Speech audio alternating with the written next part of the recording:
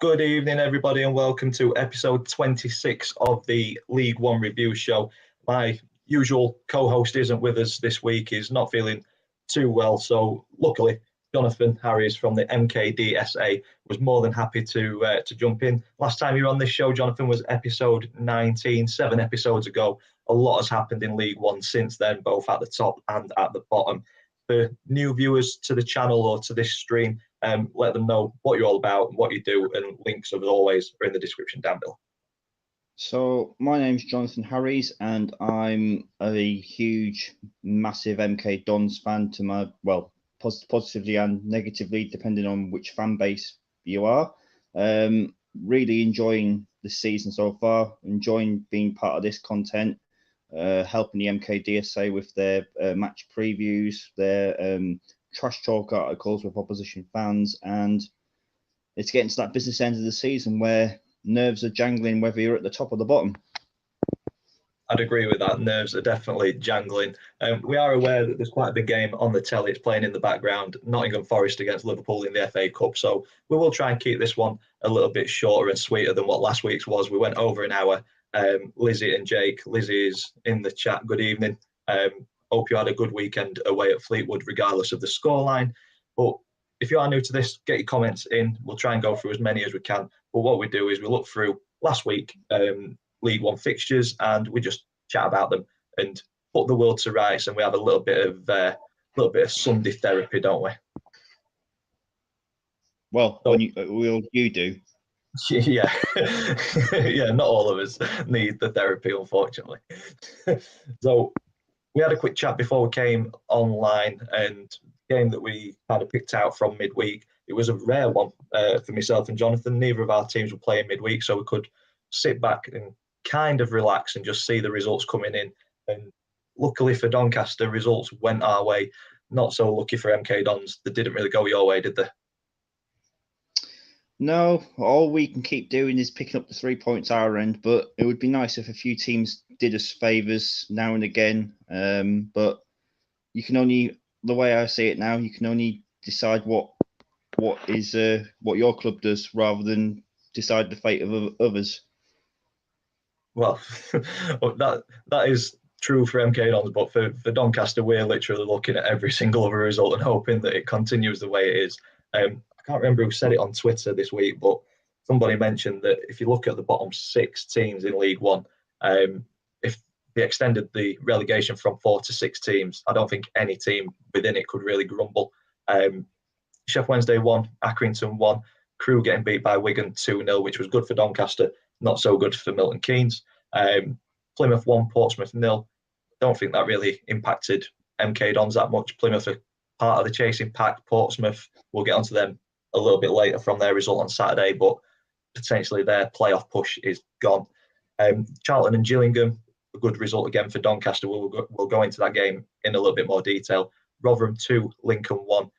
Okay for the Rovers, not so good for MK Dons. And then the last one on Tuesday, the last 2 on Tuesday, Shrewsbury 5, Morecambe 0. Ridiculous scoreline there, but again, one that's a decent result for Doncaster.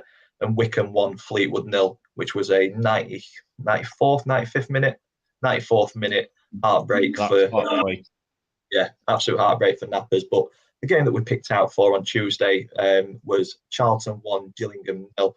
And that was because this is Charlton's first win in a long, long time, wasn't it, Jonathan? It certainly was. And you sort of think when Johnny Jackson first took charge, when he wasn't officially appointed, they were beating teams left, right, and centre. I think they went to Sunderland his first game and went and won at Sunderland.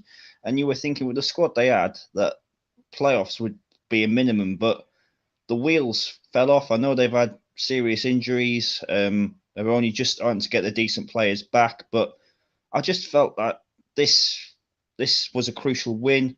I think there's a bit of rivalry between both fan bases as well, from what I can gather. And Gillingham did give it a go, but at the end of the day, just one bit of quality from someone that I know, Alex Gilby, that on his day is quality midfielder in League One. And yeah, welcome relief for Johnny Jackson, especially at the Valley, where I think he was getting a lot of stick from the home fans.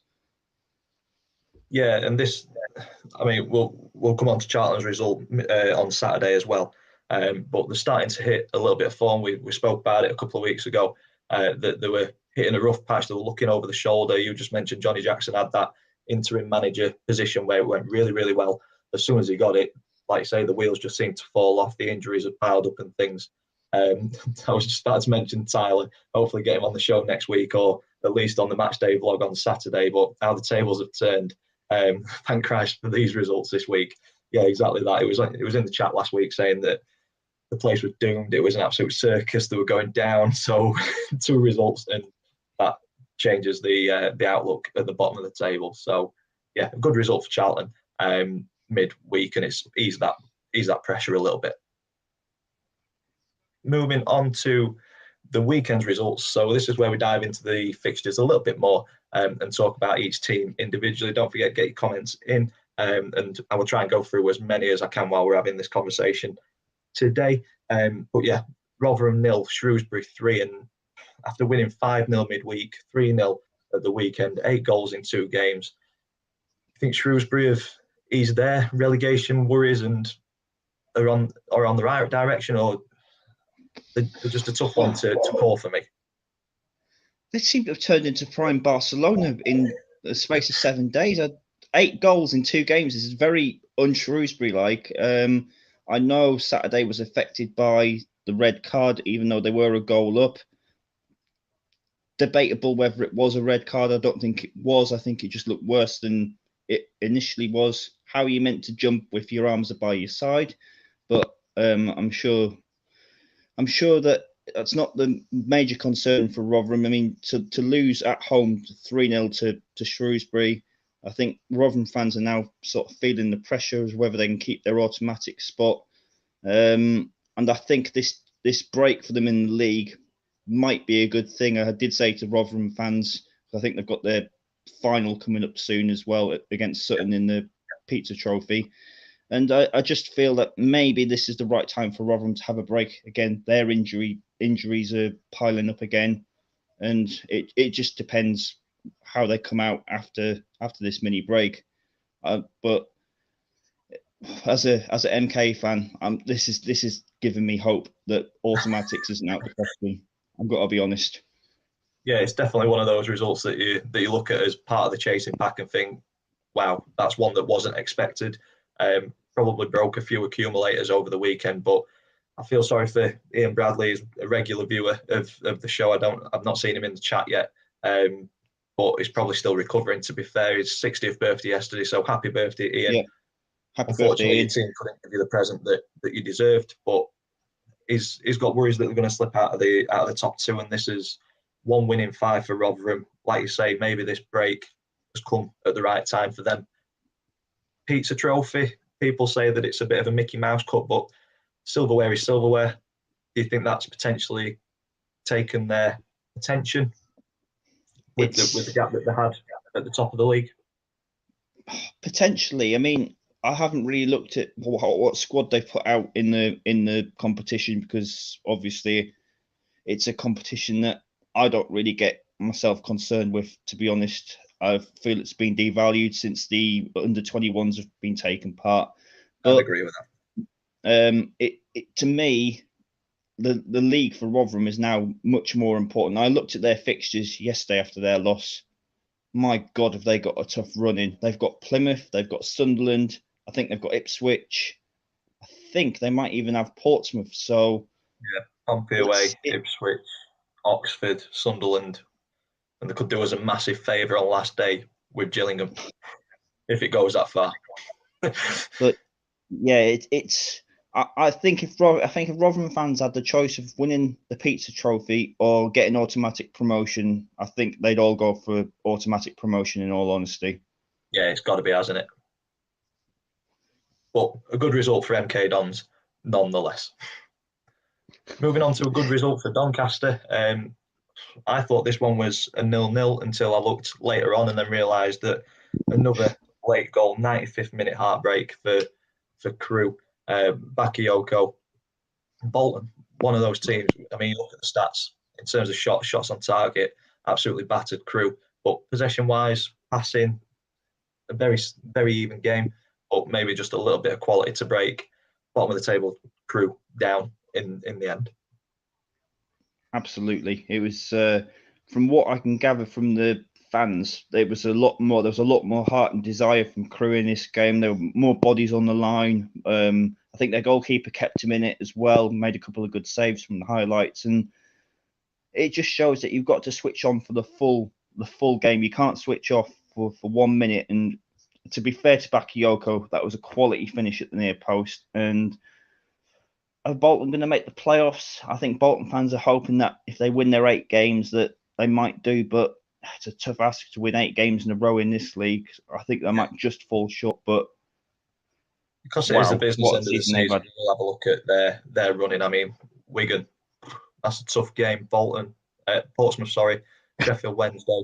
Um, the last 3 you'd expect them to be winning if they're still in touching distance. Last 4, sorry, yeah, they'll be expecting to beat us, but potentially the writing might already be on the wall if they get beat against Wigan, Portsmouth, Sheffield Wednesday. So yeah, there's going to be Yeah, twists and turns coming up in the last 7+ games for the majority of League One. Well, good result for Bolton, good result for Doncaster. Do you think that result pretty much kills Crew off? yes, yeah. Unfortunately, I just think they the obvious quality they've had with Charlie Kirk, Perry Ng, etc., etc. The list goes on. They just haven't replaced it, and if you don't replace that sort of quality adequately, you're always going to struggle no matter what league you're in. So unfortunately, I think they're one of the ones that are down. Yeah, I will ask you later when we look at the table. Who you think the 4 are who are going down? Who do you think the playoffs are going to be? Who do you think automatic? So have a little think while we're just going through these results, Jonathan. I won't put you straight on the spot. Oh, But moving on to Oxford against Ipswich, and this took a long time to get going, but Ipswich are looking for a late surge into the playoffs. Oxford looking to get the points to secure their place in the playoffs.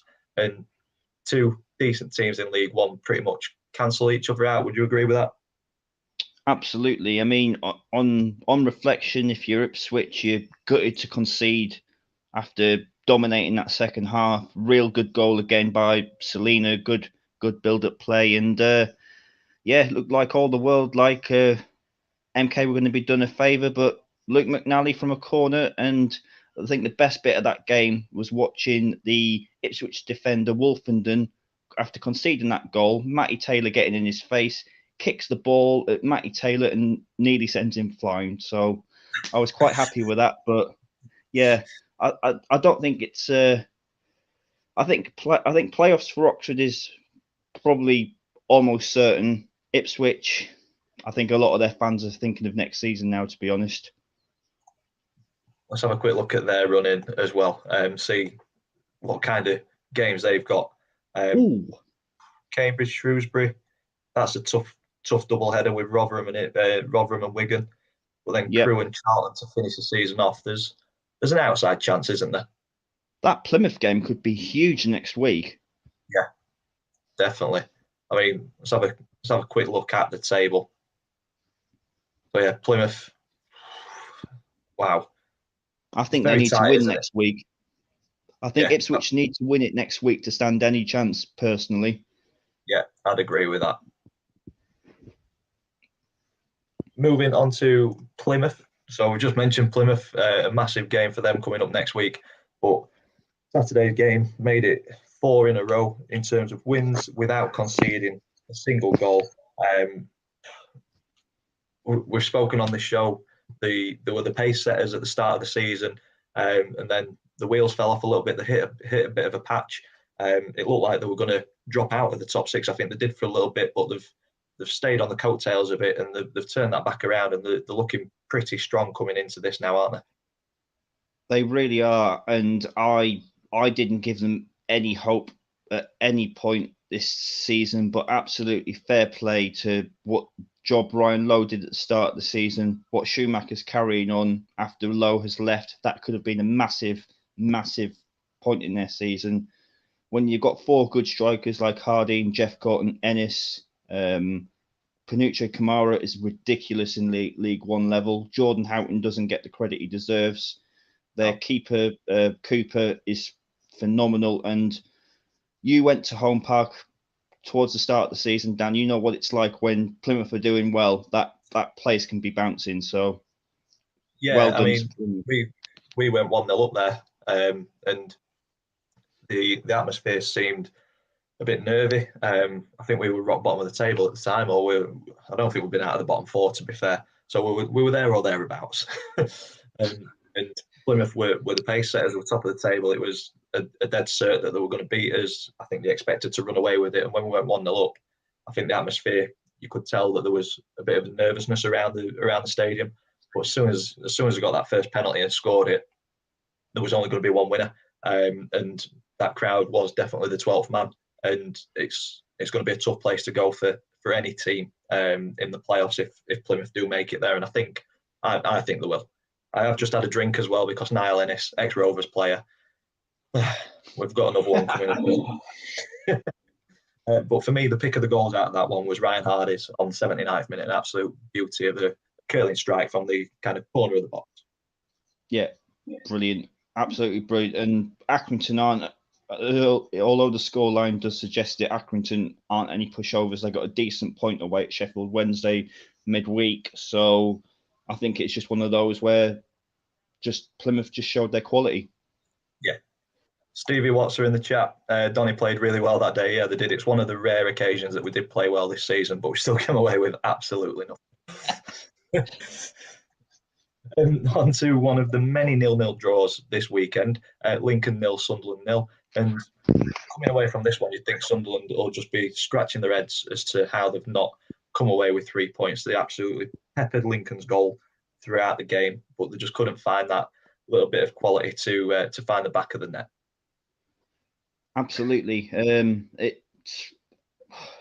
I really thought Lincoln would go on from their fantastic season last season. For whatever reason, it hasn't happened. I think they had COVID issues at the start of the season. They didn't have their full squad. They've been plagued by defensive injuries and now goalkeeper injuries. I think they're on their third or fourth goalkeeper of the season already.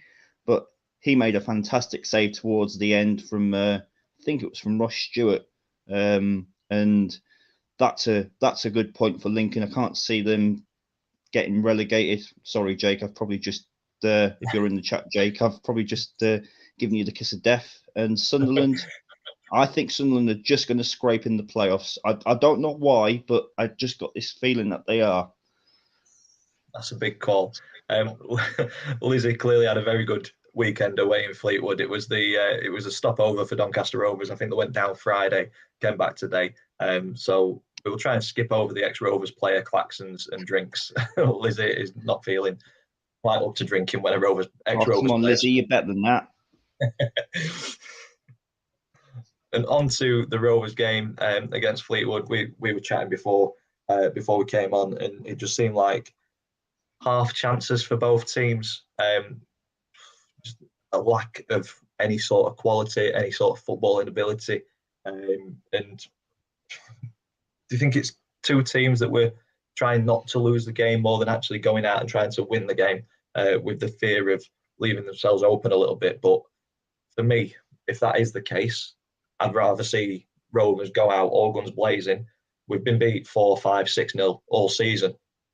I'd rather see us getting beat 4-5, 6-0 in these last 7 games, but actually putting that effort and desire to actually win a game rather than trying not to lose it.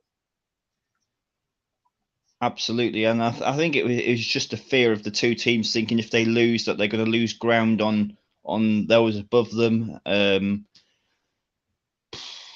I think, unfortunately, I think there's already a couple of nails in Doncaster's coffin. I'm not going to say it's definite because I might not get back on this show, but You're more welcome at any point, mate. I know we're rubbish.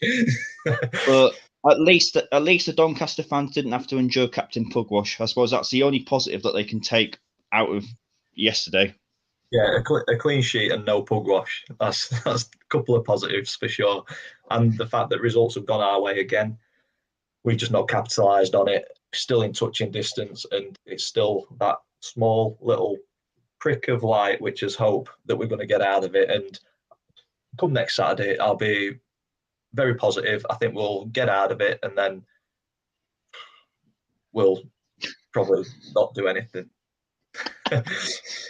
We've got a Plymouth fan in the chat. Since his channel said Argyle will bottle it, we haven't lost and kept 5 clean sheets. You're welcome. You're very welcome. Wasn't me. All I need to say, Doncaster Rovers are going to bottle it and we're going to get relegated. And we've also got Amadeus in the chat. Hi, guys. Good evening. We're not too far off pretty much getting through the fixtures. Forest Liverpool is still 0-0 if anybody's interested in that. So a big one for both of us, really. You're chasing down Wigan. We want Morecambe to lose the remaining games. And it went our way. Wigan, just absolute quality, aren't they? Well, I've run out of superlatives to say about Wigan. They know how to get results. They didn't play the best when we played them the other week. They weren't as, trying to find the right words without upsetting Wigan fans. They weren't as forward thinking as I thought that they would be. But once they got the lead, they know what to do against certain teams. They tried to frustrate us. We got the late equaliser, but when Wigan get going, especially with strike force of Josh McGuinness, Will Keane, Stephen Humphreys, obviously it's theirs to lose now. I feel automatic promotion. I believe Morecambe changed formation for this game, and Derek Adams said in the week that the squad wasn't as strong as what he left it, which I found a really surprising quote. If you're a player listening to that,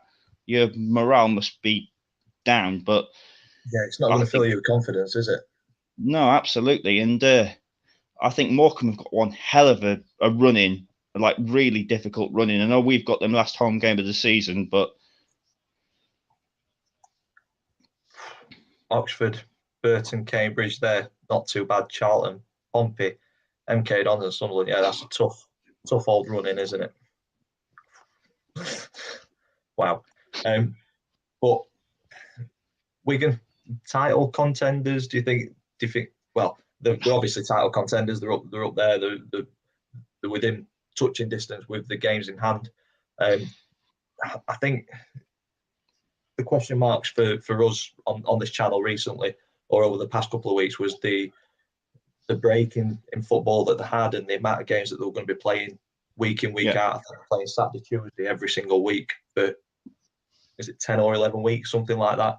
And the question mark for is the squad strong enough? Do they have the game management? I think this is showing that they have both. They have a very strong squad and they can manage games out as well. Absolutely, and their April, they've got 8. Them and Rotherham have got 8 games in the league in April, so that's going to be huge. That's basically going to be Tuesday, Saturday throughout the whole of April. So if both come through that with decent amount of points, then I'm not going to complain about finishing third. But all I'm going to say is pressure is on them. Yeah, definitely. Sooner have the points than games in hand for sure. Absolutely. Moving on to the third 0-0 draw of the weekend, and I've already wished Jake well at the start of the video. Hopefully he'll be back next week. And maybe Tyler on or Jonathan, you're more than welcome to come back. You've not said anything to cut you from the show. Not yet, anyway. But I think Jake would have been absolutely fuming this episode, to be fair, with the 2 draws that they've got this week against teams that when you're pushing for the top 6, you'd be expecting to beat. That's no disrespect to Accrington or Gillingham. I just think Sheffield Wednesday would be looking at these 2 fixtures, the position that they're in, and expecting 4 or 6 points from it. 4 at a minimum, 6 preferably. But Gillingham, can't take anything away from them under Harris. They've 4 clean sheets out of 6. He's pulled them out of the bottom 4. And I've seen it a lot on the Doncaster Rovers socials that potentially appointing an experienced manager, unlike what we've done, is that the difference for keeping a team in League One and dropping down into League Two? What's your thoughts on that? Well, as you say, you've got to just tip your hat off to Neil Harris. He's come in. He said earlier in the week that the squad wasn't experienced enough to fight a relegation battle, but he's proven people wrong. When when you've got big Verdane Oliver up there, I know he's not got as many goals as he has been for them, but there's always going to be a threat. Well done. The 4,000 Sheffield Wednesday fans went and stood on that.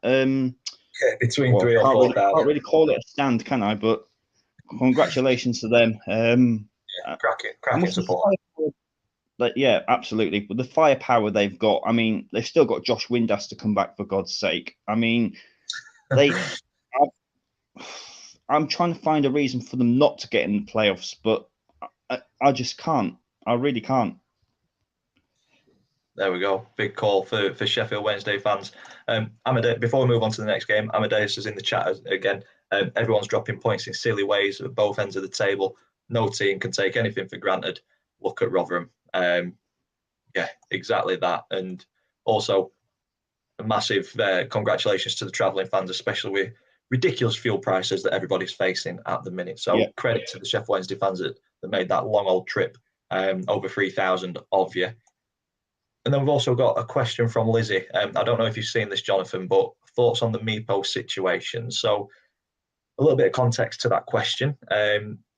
Tom Biltcliffe from Radio Sheffield put a tweet out yesterday saying that Meepo was dropped from the squad because he wanted a change. He needed a change of scenery. Now, bear in mind, this is a guy we've got on loan from West Ham. He came in January, been here for all of 8 weeks, 9 weeks. I don't even think he'd been here that long, and he's been dropped because he wants to change his scenery. His confidence is low. I think that is ridiculous. For me, we're in a relegation battle. He knew full well what he was getting himself into when he came to Doncaster Rovers, and from an outsider looking in, that to me says that he's just not up for the fight. Now, I don't want to lay into the lad. He's 18 years old, 19 years old. But surely there's some sort of structure at football clubs preparing youngsters, preparing young players for the trials and tribulations of everyday football. And if he's not mentally or physically ready for it, he shouldn't be a footballer. And it's honestly, it boiled my blood yesterday when I saw it, because he doesn't know how lucky he is to pull on not just a Donny Rovers shirt, because anybody who pulls on a Rovers shirt is probably unlucky this season, but to be in a privileged position to actually play football and do that as a job, and then be sat there complaining that is lacking a bit of confidence. It just doesn't sit right for me. And for me, he should never wear a Donny shirt again. Send him back to West Ham. We don't want him. Absolutely. I mean, all these Premier League clubs that send out the loan players, especially to League One, League Two level, they should all know it's a 46 game season. Saturday, Tuesdays for the majority of it. It's going to be never ending. And the only example that I can compare it to, but in a positive light, is Troy Parrott for us. He started the season brilliantly. Was I can only describe as phenomenal at the start of the season. He went away on international duty with the Republic of Ireland in October, then got COVID, then he couldn't get in the team because Max Watters and Mo Isa and Scott Twine were scoring for fun. There were points we didn't even see him in the squad, and we were thinking, what's up with Troy? What's up with Troy? Since Christmas, the light has switched on for him, and he came out in an interview before one of the matches recently saying that he had to look himself in the mirror and realize how lucky he was to put on a shirt. And ever since then, he's just come back to this Troy Parrott that we all know, and the hard worker, never shirks a challenge. He got a couple of goals the other week, which the fan base was absolutely buzzing for him. And as you say, that's Troy Parrott. That's coming from Premier League Tottenham club, and as you say, the players just don't know how lucky they are to put shirts on sometimes. There we go. We both agreed on that. You've started me off again, Lizzie. I've just got over it, and I'm fuming again now. Yeah, well done, Lizzie. Moving on to Charlton against Burton. Before we do move on, Jeff got Prince of Plymouth is back in the chat. Just rewatched both the Argyle segments and agree with most of what we say. We need to make home park a fortress. Just look at our remaining fixtures. Some say it's good, some say it's bad. We will see. I think the fan base behind the team is a good thing. I think if things aren't quite going your way, just stick with the team, and home park will be a fortress, and it'll be tough to get anything from there for sure. All I'm going to say is, if there's anything riding on it for the last game of the season, I am dreading going to home park. That is our last game of the season at Plymouth. I am absolutely bricking it. I've got to be honest with you. That's miles away, Jonathan. Don't worry about it yet. So moving on to Charlton against Burton, a good result for Charlton here, and it continues to ease their worries. Tyler was in the chat earlier saying that what difference 2 results can make, and 2 wins in a week, and it has literally catapulted them away from the drop zone on 46 points now, and Wimbledon on 33. So not out of the woods, but those relegation worries have definitely been eased. Absolutely. And I'm not quite sure what the Burton keeper was doing for the first goal. Basically said to Connor, wash it and help yourself to a goal. I don't know if you saw that long clearance, and he was miles out of his goal. I'm pleased for Corey Blackett-Taylor, someone who absolutely destroyed us for Tranmere at Stadium MK. Got a hat trick when we were in League Two. Absolutely destroyed us that day. So I'm pleased he's on the score sheet. As for Burton, you just don't know which Burton's going to turn up game by game. I mean, they can go and sneak a win now and again, but I don't know. Just I suppose that in their theory, that they're safe and they're planning for next season. But I think Charlton are safe with that game in hand. I think they're safe. I'd be surprised if they're dragged back into it. Put it that way. If the quality they've got and the quality they've got to come back. Yeah, key players are coming back at the right time, aren't they, for sure? Yep. Unfortunately, we're playing them on Saturday, which is not good. Oh, God. Tyler definitely won't be on the show if Doncaster win that one. This is a comment that might ease your worries a little bit, Jonathan. So you can guarantee if Argyle and MK just need a point to secure playoffs, it might be the most boring match in League One. Just pass it around the centre circle for 90 minutes. I'll say, Steve, is if Plymouth and MK do that, the Plymouth fans will not be a happy bunch. That's all I'm going to say on that. So, quick drink. Alfie May scoring for Cheltenham. Oh, dear me. But this was one of those games where I was keeping a keen eye on because of AFC Wimbledon. And they went 1-0 up. And I thought, here we go. We've rode our luck for a number of weeks now. Results have been going our way. This is where it stops going our way. Wimbledon will probably go on and win the game. Fleetwood will score a late winner against us, and it's game over for our survival hopes. Positive. However slim they are. But a crazy last 10 minutes for Cheltenham turned this game on its head.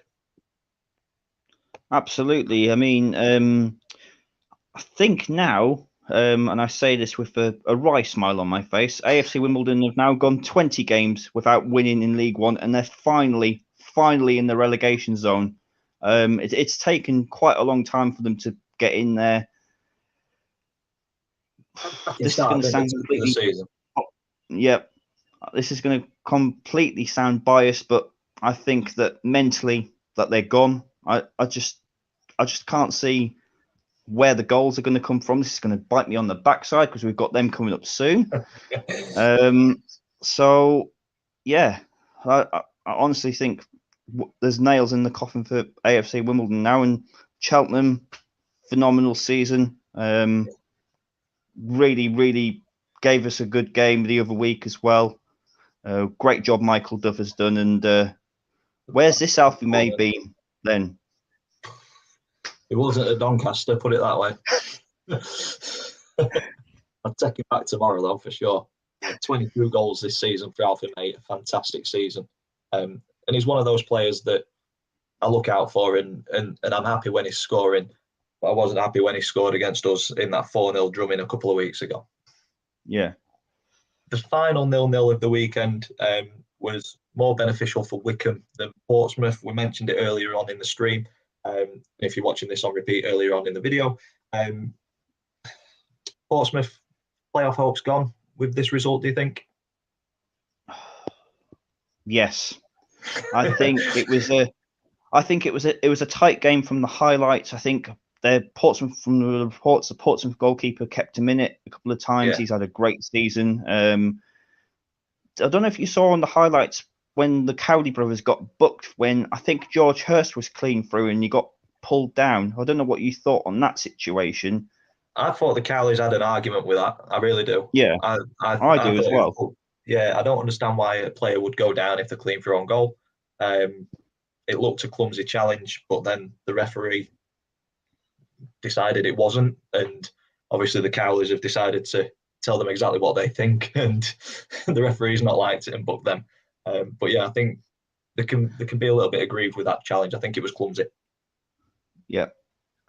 But yeah, it, you mentioned Bazunu, man of the match performance, kept Portsmouth in it, but one shot on target, 6 at home. It's it's not good enough when you're trying to get into the playoffs, is it? No. And they had hit a bit of form recently. I think even George Hurst, who's Ian Bradley's favourite ever striker at Rotherham, I think he hit a bit of form. He's going to kill me for saying that now. He's not popped up in the chat, so I don't know. I think he's still hiding from the 3-0 defeat. I don't think he wants to listen to us talking about it. he might he might pop up midweek, maybe. And the final game of the week, and before we call it a day, well, before we look at the table and call it a day, the floor is all yours, Jonathan. Tell us what happened at Cambridge when MK Dons ran out 1-0 winners.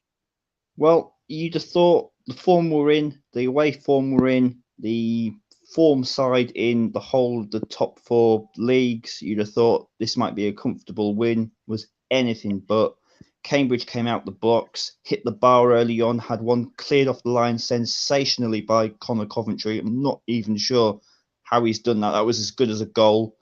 They pressed us in the right areas. They didn't let us settle. The pitch was bobbly, but it was bobbly for both teams, so I can't really use that as an excuse. And yeah, we took a while to get into it, to be honest. And I think Cambridge can count themselves very unlucky not to get anything out of this. And it was just one moment of magic from, I can't believe I'm saying this, from a long throw. Very un-MK Dons-like. It was a long throw. Mo Isa tapped it back to O'Hora, and he finished it like it was Mo Isa finishing it, to be fair. And it sent 1,400 fans into absolute delirium. They were non-stop throughout the day as well. So I can't speak highly enough of our fans, especially away from home recently. And it was a hard fought 1-0. I think we said off air that sometimes for automatic promotion you've got to get results like this, and this feels like a key result given what happened at the weekend. So yeah, Yeah, onwards and upwards. we said about getting top 2 or being up there or thereabouts. It's about winning ugly. And we had a bit of a joke saying that Doncaster are in the position because we lose, draw, and occasionally win, all in an ugly fashion. But I'd take being in your position any day of the week. Absolutely. I just can't believe we're still in with a chance of automatic promotion, which I'm sure we're going to be coming into now and talking about now. Yeah, well, just off air as well, we were talking about the form that MK Dons are in, and I've been a little bit probably harsh on MK Dons. I've kind of written you off and said that it's Wigan and Rotherham for me, the top 2. But looking back, you've lost 1 in 15. We've only lost 2 out of your last 20 league games. Can you remember which teams they were, Jonathan? One of them was Oxford, and one of them appears to be wanting to get relegated sooner rather than later. In fact, they've beaten us twice this season. I think it's Doncaster. We'll take the wins where we can. It was Doncaster. And that just shows how crazy this league can be.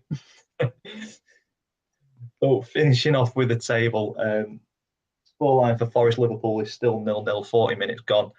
So we will finish off with the table. I asked you earlier, Jonathan, thoughts on the bottom 4. Who do you think is going to make up that bottom 4? I think it's as you see it. I'm not sure in what order, but I think Crewe have gone. unless Doncaster somehow get some form of run together, some form of consistency. We've not had that in 18 months, Jonathan. I'm about to say, have you, without sounding disrespectful, have you won more than 3 games in a row this season in the league, or is it? I don't think we've won 2 games in a row. Wow.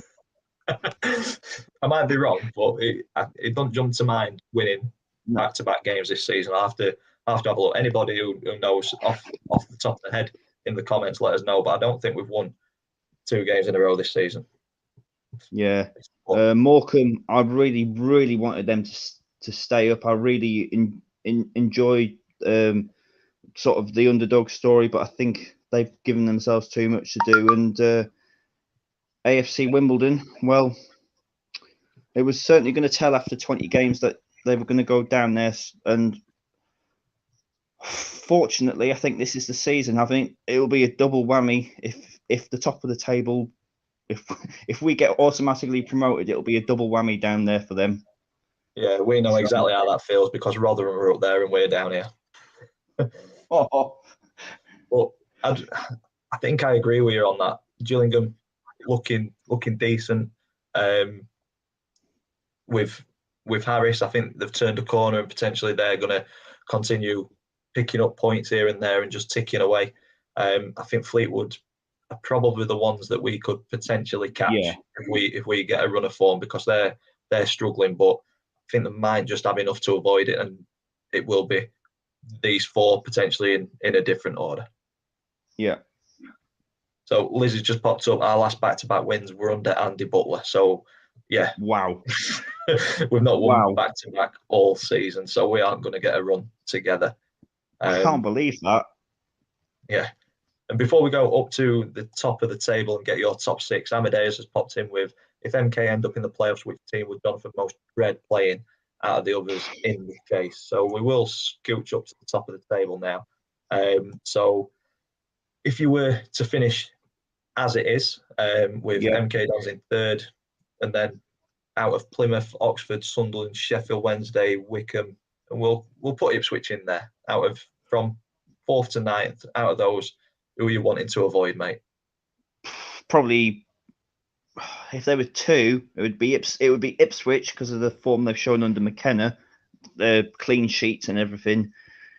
They made it really tough the other week at Stadium MK, and probably, and this is probably going to please Jake, probably Sheffield Wednesday, just because Josh Windass just ends up scoring against us every week. So it would definitely be one of them 2. I fear. So if those break into the top 6, it's Sheffield Wednesday or Ipswich who you're gonna be fearing playing. Probably Jeff got the Prince of Plymouth in the chat. Won't be happy with that. Oh well, it's fine.